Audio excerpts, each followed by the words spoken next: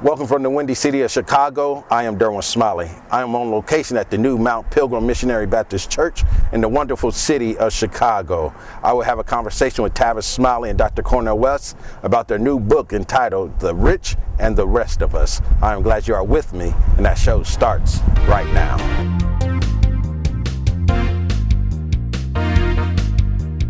Tavis Smiley and Dr. Cornel West are the authors of the new text entitled The Rich and the Rest of Us. Mr. Tavis, Mr. Derwin, Dr. West, welcome Two Smiley brothers, y'all know what to do. I don't know what to do. That's a nice last name, isn't it? Smiley? Smiley, you like that? Well, you got good hearts anyway, so it goes with the name. Thanks for coming on the show. As we say, we are here in Chicago, Illinois, for this dynamic event that you all had on your book tour. I am just honored that you all have given me a little bit of time, of your time, to do this interview with you. First of all, tell me about how did a Kappa and a Alpha become so close? Give me the history lesson. Somebody was praying for it. That's the first time you're going to ask that question on the tour. What is your answer to that query? I think it has to do with the openness of the Kappa and the wisdom of the Alpha. Wow. Well, give me the history lesson. The short answer is that I was, when I went to Indiana University, I've always believed that Dr. King was the greatest American this country ever produced. You know how much I love Dr. King.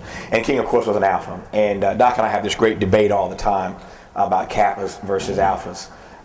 And I do the best to defend our tradition, your tradition and my tradition. And then Dr. West starts running down the names of all the Alphas.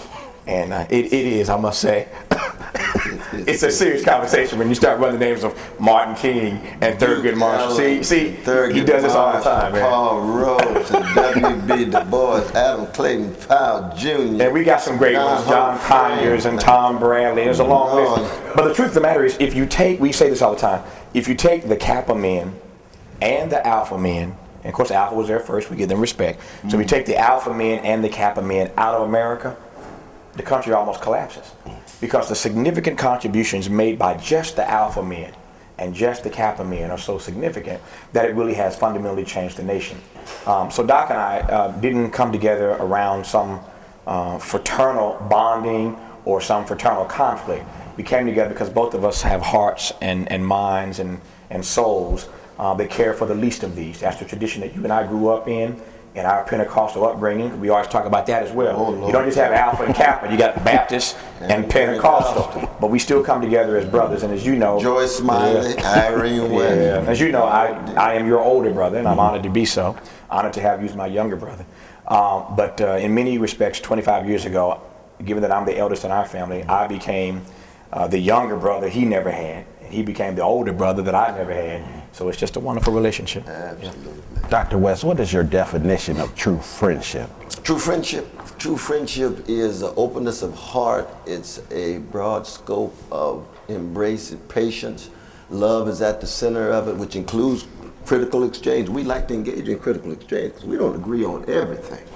And in that regard, I think I'm right, but we're trying to work on it. You know, I'm just kidding. I learned a whole lot from my brother. I learned a whole lot from my brother. But most importantly, we just attempt to be faithful to death because we're both Christians, so we know we're tied to something so much bigger than us. And by keeping our eyes on the cross, washed in the blood, we're able as friends to empower each other and affirm each other, and then also be able to try to reach out and touch others. What's your definition, Tavis? Cornel West. It's a lot simpler than what he just offered. I don't disagree with everything he said. I agree with everything he just said. But I said to him just yesterday, you remember this conversation yesterday, I just said to him that he has really spoiled me when it comes to what it means to have a true friend, a true brotherhood. The work that he does individually, the work that I do individually, means that sometimes you're going to be challenged. And sometimes you're challenged with merit, sometimes you're challenged without merit. But it means something to have the kind of brotherhood and the kind of friendship we have, where there's always somebody you can talk to, where there's somebody who you know, as Doc said earlier, that will run the race with you. We decided 25 years ago when we became friends we were going to be faithful unto death, and we were going to do our small part to make the world safe for the legacy of Dr. King. Now, given all that I've been through for the last 4 years, you know, I have lost some friends or folks who I thought were friends. When you go through a crisis, when you try to speak truth to power, as I've always done the 20 years of my career, but when people don't want to hear that in the season of Barack Obama, you get a lot of pushback, and you know this. And I felt sorry for you, and I felt sorry for my family. I know you doing your wonderful work in Indianapolis on radio and certainly television and in the school district and at your church. I know that people came at you asking, what's up with your brother? Has he lost his mind? So I know in our private conversations, the hell that you caught for just being related to me. So it means something to have somebody who will be a long distance runner with you. So my definition of true friendship in 2 words is Cornel West. Dr. West, why not just do what the masses want you to do and just make peace and let Barack Obama, just to give him a pass, so to speak? No, I mean, when Barack Obama does the right thing, I not only support him, but I break dance. But that's true not just for him. That's true for anybody doing the right thing. For me, it's a matter of a certain kind of calling. And when you have a certain kind of calling, you know that you just pilgrim, you're here for a short time. You try to bear witness to the best that you can do. We both are cracked vessels. We're fallen, we're fallible, we're finite. We got limited intelligence, but we try to expand it all the time. You know what I mean? And so it's an endless pursuit of wisdom and love. That's what the calling is. I want to piggyback on what you said, all of the stuff that you caught for the last 4 years. How did you get through those rough times? Well, I've always believed that what sustains us in difficult times, what I call the 3 F's: your faith, your family, and your friends. And in that order: your faith, your family, and your friends. So I've relied heavily on all 3 of those.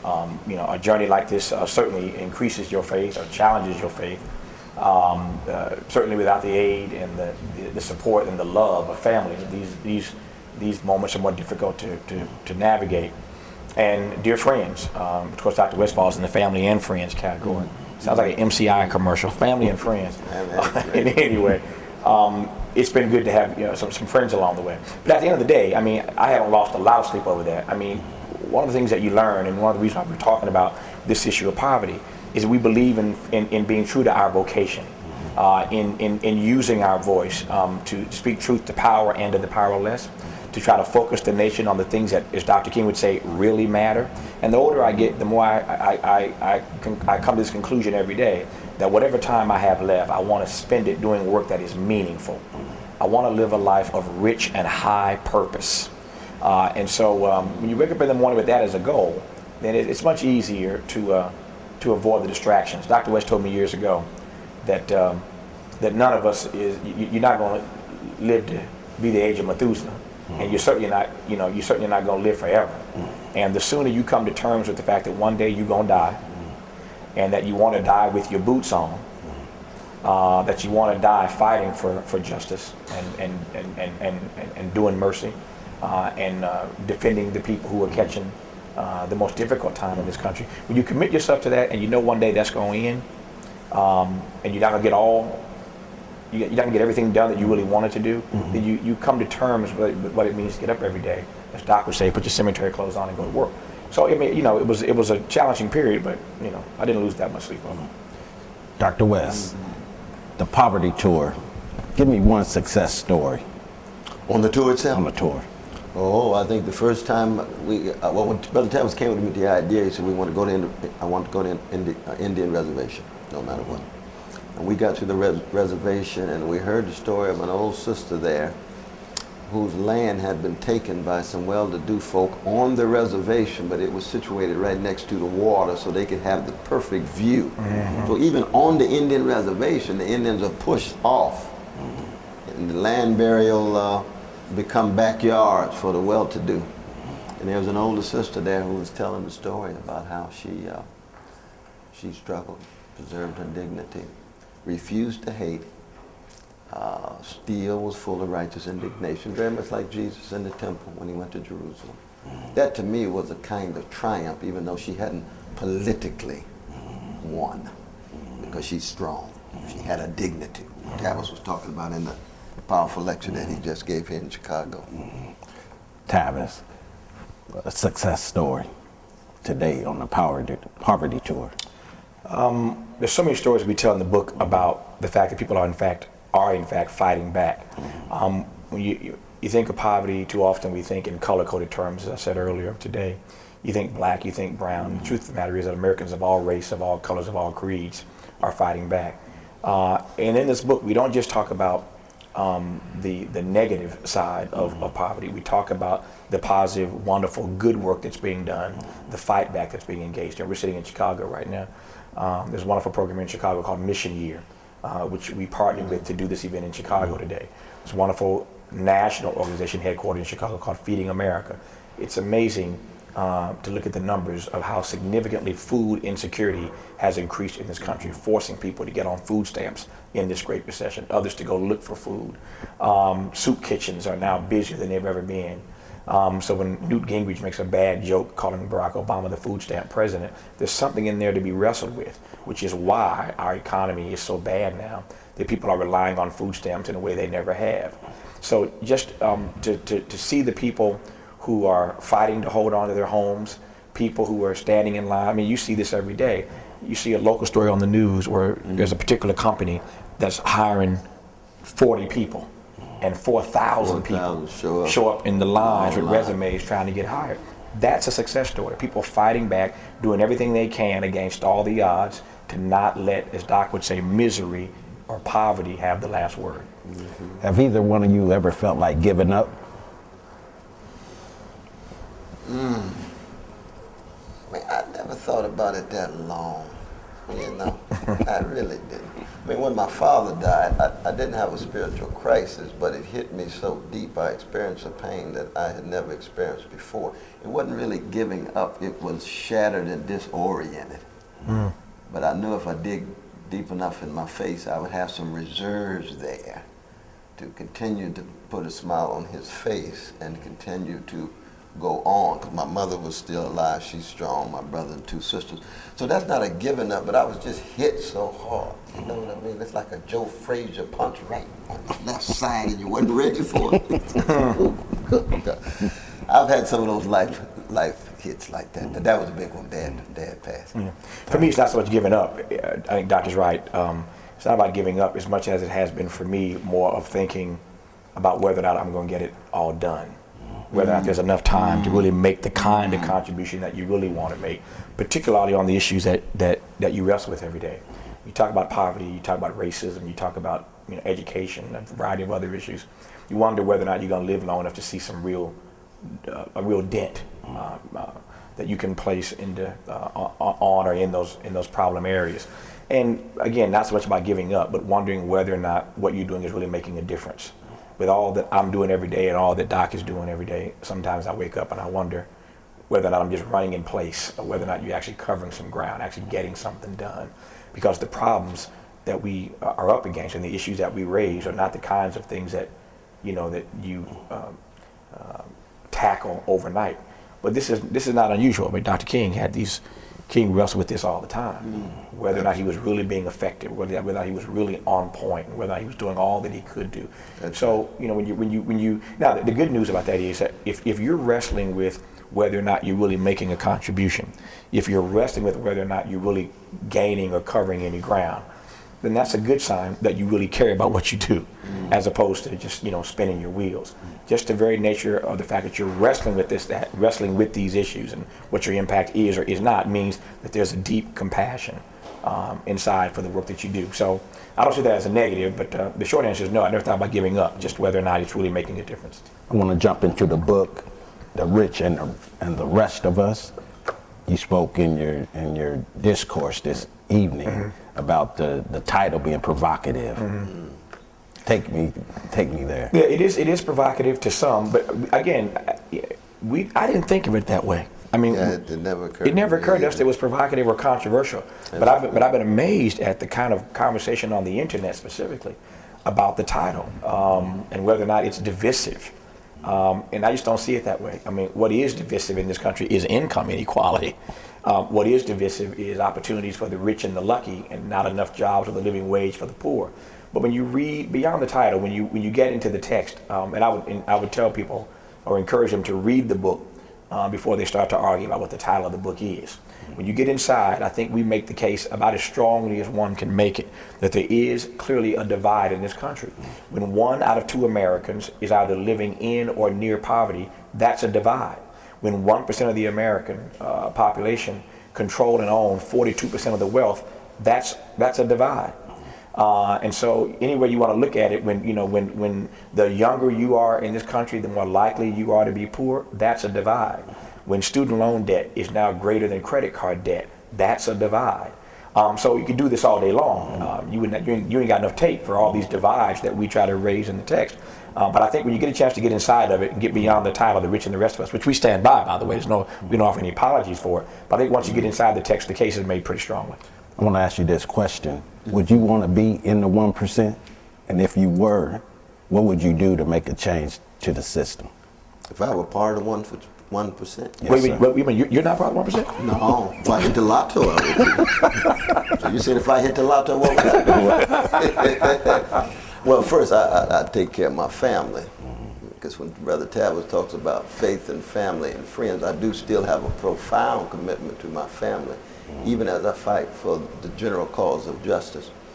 But I think probably what I would do is I would attempt to provide an example of what it means to sacrifice, even being part of the 1%, to show people that whatever energies I have, whatever talents and skills I have, I use it still on behalf of fighting for justice. Tavis, if you... That's a strange question for me, and I haven't been asked it in that way exactly. The honest answer is that I've been blessed beyond measure, and I can't sit here and say that I'm broke. I can't sit it. Leave me alone. Yeah. You've had a few of those. You've had enough of those. I can't say that I'm broke. I can't say that I'm destitute. I'm a homeowner. I've been blessed to own some commercial and residential real estate. I own a company. I mean, I've been fortunate. So I'm not going to sit here and try to act as if I have not been blessed beyond measure.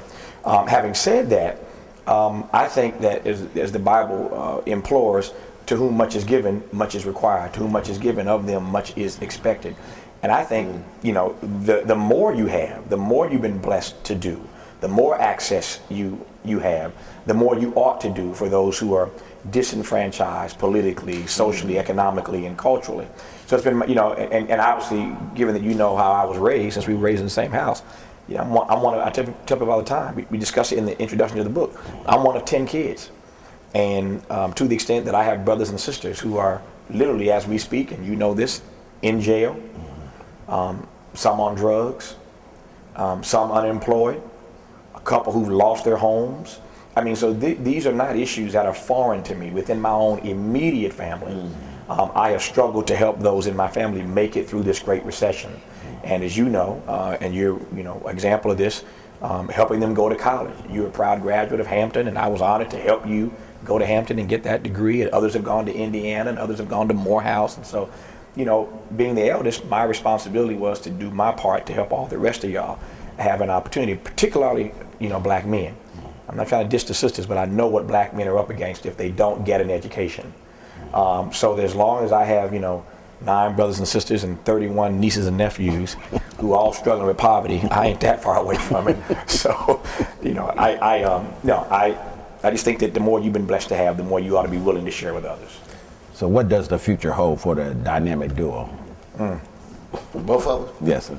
No, we just keep on struggling, keep on laughing, keep on loving, try to keep on living. And when we die, we hope we'll pass on that legacy to other folk. So where are you headed?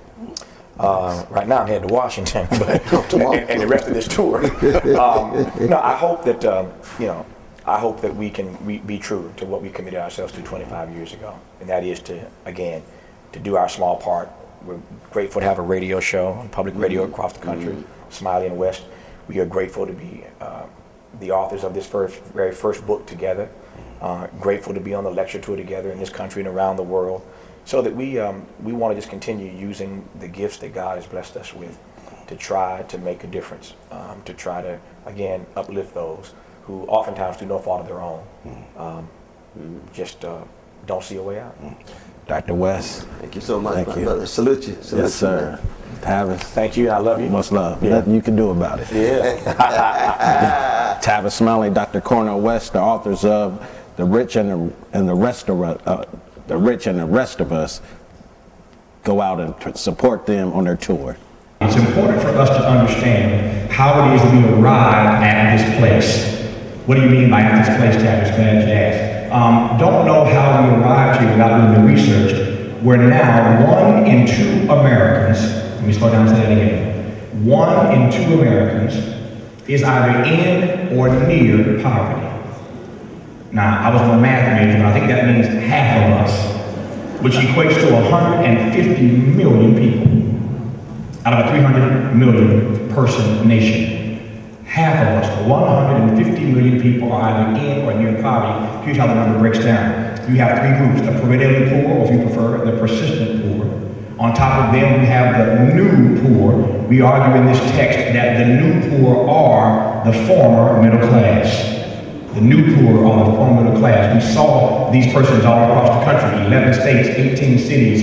We went to last summer on our poverty tour. We saw that Americans of all races, all colors, all creeds are wrestling with poverty. Our friend Susie Orman, who we quote in this book, says the problem is these days there's a highway into poverty, but not even a sidewalk out.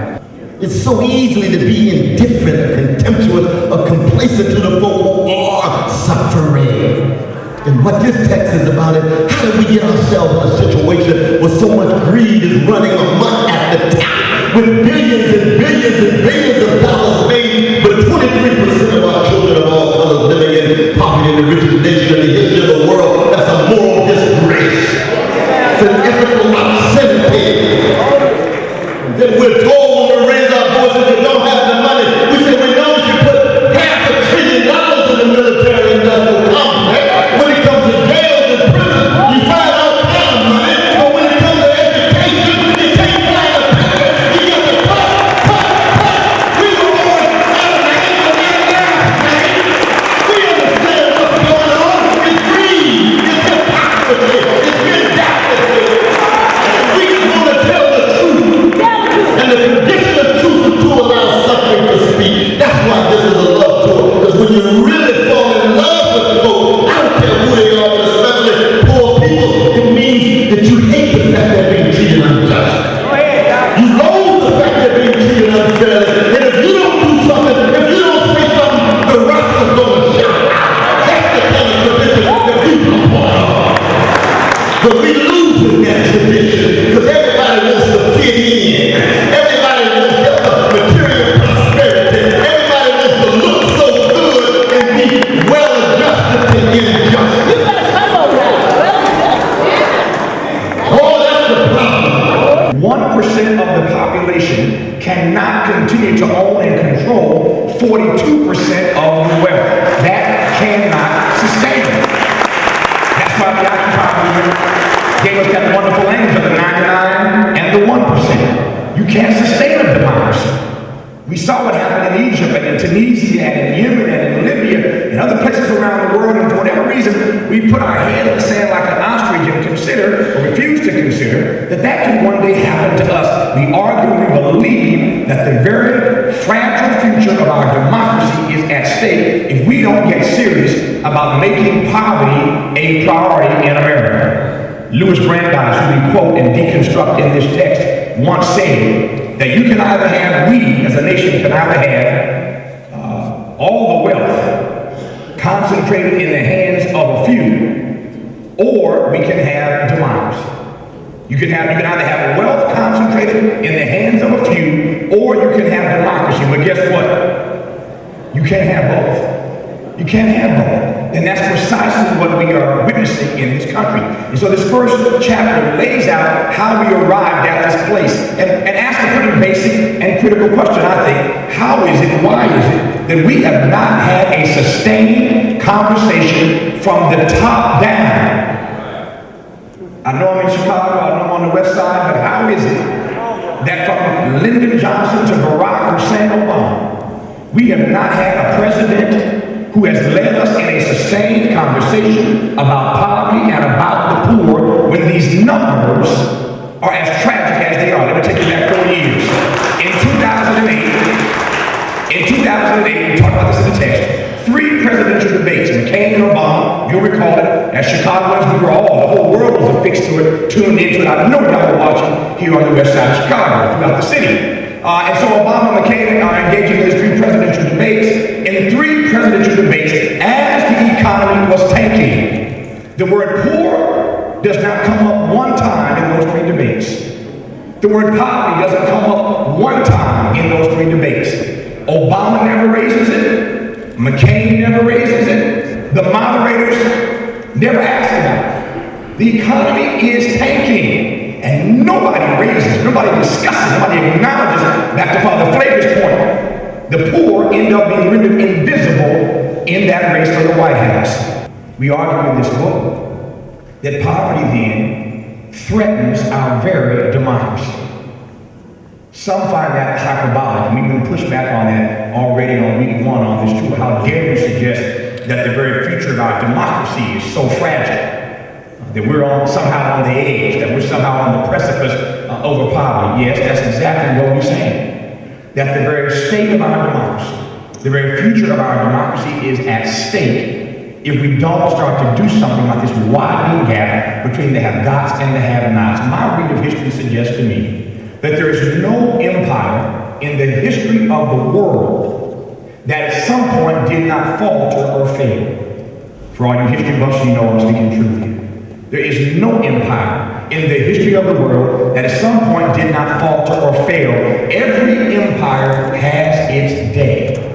And I don't know if it is our narcissism, our arrogance, our hubris, our patriotism, our nationalism, but for whatever reason or reasons, we won't even as Americans wrestle with the fact that we could be on the edge. Like every other empire, we could be on the precipice. For whatever reason, we don't even want to deal with that. There's a whole chapter in this book, which I'll come back to the table of contents in a second. There's a whole chapter in this book where Doc and I take on this notion of American exceptionalism. There's still a whole bunch of folk running around advancing this notion of American exceptionalism. How can we be the greatest nation in the world when half of our citizenry is either in or near poverty? Those numbers are not sustainable. Visit the Derwin Smiley Show online for weekly blogs, previous shows, the television schedule, sponsorship information, or to post a comment or show idea. We want to hear from you and find out how we can inspire the greatness in you. Log on to www.thederwinsmileyshow.com today. Thank you for tuning in too, and remember, my sole purpose is to inspire the greatness in you. I'll see you next time.